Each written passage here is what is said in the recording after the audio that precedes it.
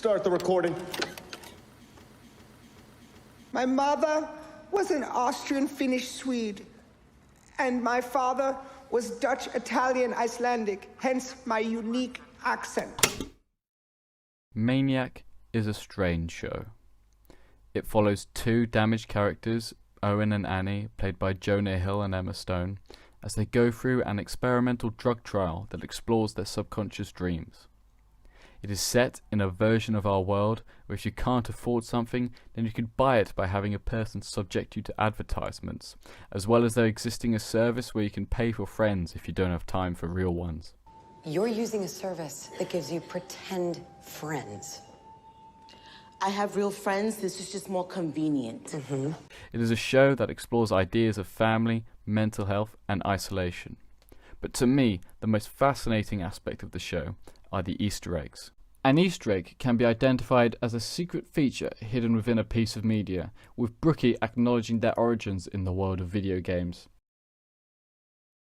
In film and television, Easter eggs are commonly defined by their relation to DVDs, with Berardinelli defining Easter eggs as a hidden special feature that cannot be accessed via a conventional on-screen menu. However, with DVDs becoming less relevant in modern times, Easter eggs can be seen to have a different meaning and use, with Black Mirror creator Charlie Brooker admitting to his use of Easter eggs to reference separate episodes as a means to create a loose universe for his show.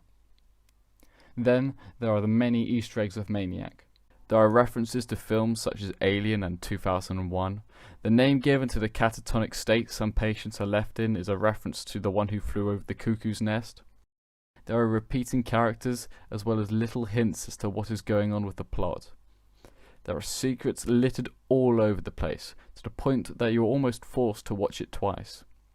However, there are pieces that the audience can pick up on from a first viewing, primarily in the form of the repeating characters. Take Owen's boss, played by Josh Pace. He first appears in episode 1 to tell Owen that he is fired.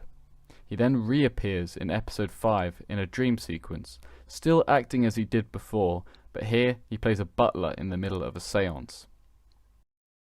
In episode 7, he appears again in Owen's gangster movie fantasy, before he is quickly dealt with by Owen's mafioso dad. Almost every character from Owen and Annie's life reappears in a dream sequence. Even this shop clerk from episode 1 returns at the end as the leader of the Soviet Union. The point being that these are the callbacks that audience members will most likely notice on a first viewing, and will encourage them to watch the show again to see what else they missed. On a second viewing, audience members, understanding that there are secrets to be found, may notice the subtle hints and nods early on in the show to later events.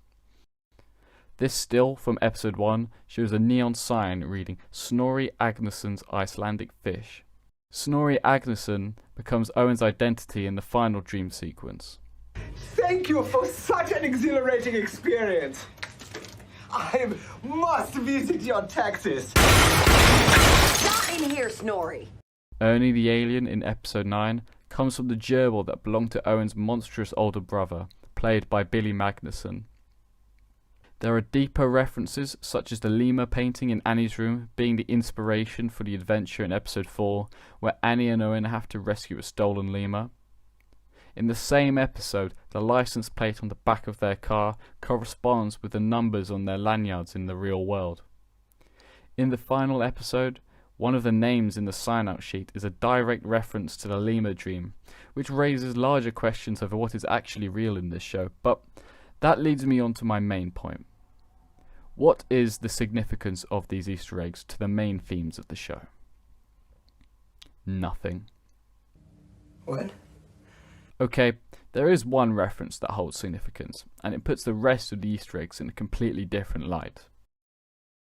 Don Quixote is a Spanish novel released in 1605 that follows the tale of a man who reads so many tales of knights and their chivalry that he loses his mind and decides to become a knight himself.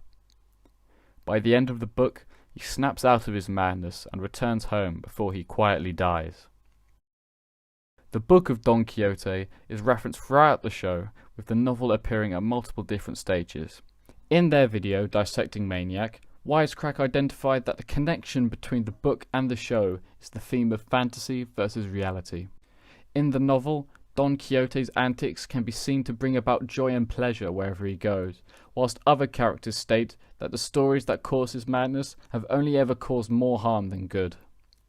This is mirrored in Maniac, where the dreams and fantasy of the drug trial can be seen to have cured the patients that they are treating. However, it is fantasy that has caused the character's pain in the first place, which is seen in Owen with his schizophrenia and Annie with her dependency on a drug that allows her to relive the death of her sister. This is about where the Wisecrack video leaves it. However, I believe there is more to this connection. When Don Quixote snaps out of his madness, it is at the end of his life, shortly before his death, but with Annie and Owen, this comes about whilst they're still young. The show ends with them riding off into the sunset together as two friends who were there for each other at the loneliest moments of their lives.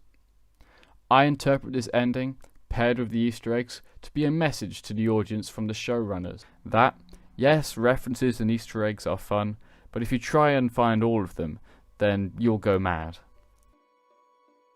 What you really should do is live outside of the stories and aim to make real human connections, whilst you still can.